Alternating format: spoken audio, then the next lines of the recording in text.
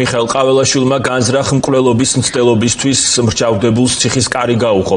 ოცნების პრეზიდენტის შეწყალებით რამაზ ხანგოშვილი თავისუფალია. ის 9 წლიან სასჯელს იხდიდა და საპატიმრო 2028 წლის ბოლოს უნდა დაეტოვებინა. კაცი მკვლელობის მცდელობისთვის წარსულშიც 2011 წელს იყო გასამართლებული. მაშინ მას 8 წელი მიუსაჯეს, თუმცა ციხიდან ქართული ოცნების ამნისტიით გამოვიდა. ამ შეღავათის მიუხედავად მან კვლავ სცადა ადამიანის მოკლა, თანაც 10-მდე პოლიციელის თვალწინ. მსხვერპლს იმ დროს ესროლა, როცა მის გვერდით პოლიციის უფროსი იდგა და საფრთხე მასაც შეუქმნა. მასალას თემაზე ონლაინ გამოცემა საქართველოს ამბები აქვეყნებს, დეტალებით ლიზი ვეკუა უერთდება ფორმულას პირდაპირ ეთერს. დიახლა, ვინ არის ის პირი, რომელიც მიხეილ ყაველაშვილმა შეიწყალა და რომელიც ბრალდებულია მძიმე დანაშაულში? ეს არის რამაზ ხანგოშვილი, რომელიც დააკავეს 2019 წლის საქმეზე. საქმე ეხება პანკისის ხეობაში მომხდარ დაპირისპირებას შეიარაღებულ კონფლიქტს, რა დროსაც რამაზ ხანგოშვილი და ასევე არბი ქავთარაშვილი, ანუ კიდევ ერთი მსჯავრდებული ამ საქმესთან დაკავშირებით დაპირისპირებულები იყვნენ პანკისის ხეობაში მცხოვრებ მოქალაქეებთან და მოკლეს 37 წლის ვისურ მუთაშვილი.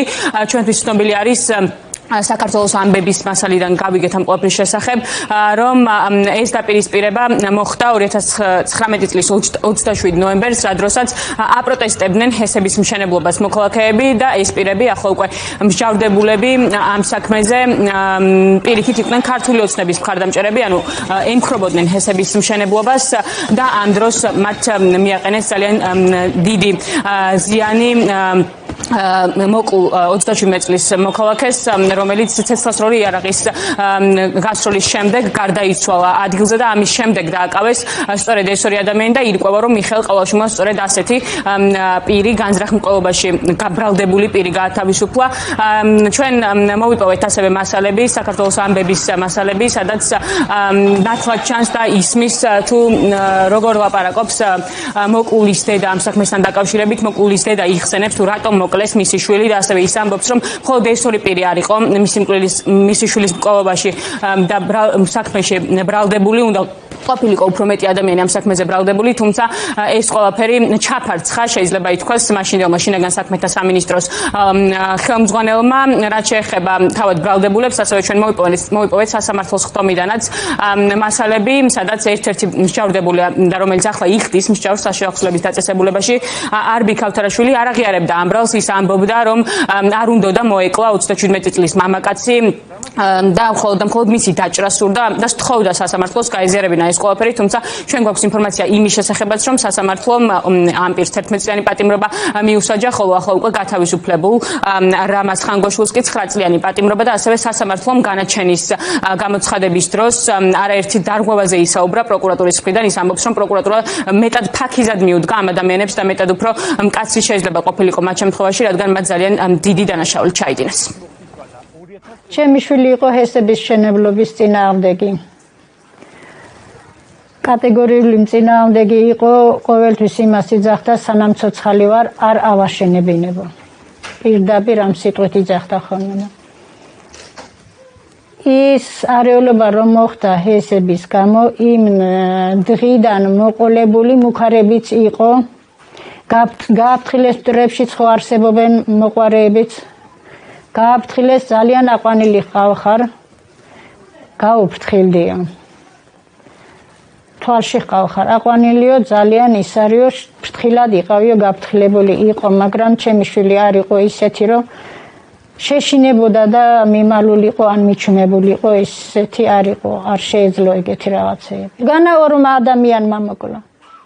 მან ეს 1-30 კაცი იყო მაინც. ეგ პოლიციამ თვითონ კარგად იცის, ხო მაყურებლის როლში იდგნენ იქ. ხო ყველაფერი თვითონ დაინახეს. იქვე მაღაზიის კამერებმაც ყველაფერი დააფიქსირა. სასიკვდილო ჭრილობა მიაყენა ხანგოშვილმა, თავში ქავთარაშვილმა. ხანგოშვილმა რო ესროლა, მაშინ წაიქცა ჩემი შვილი. თავში რომ მოხდა, მაშინ არ წაქცეულა, დადიოდა. ჩვეულებრივ ფეხზე იყო და იცავდა თავის ბიჭებს. იმას რო არ დაეცვა, იმ დღეს სულ ყველას მოკლავდნენ.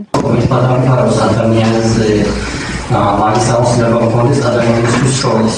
მეფადარებად მაგისთან და რაც შეიძლება ჩემი ბოლოს მე იარაღების პროდუქტი მაშინ როდესაც ეს ფოტოში იდუმებოდა, იმუქრებოდა ჩვენ მოიწოდა იზოლირებოდა პოლიციას.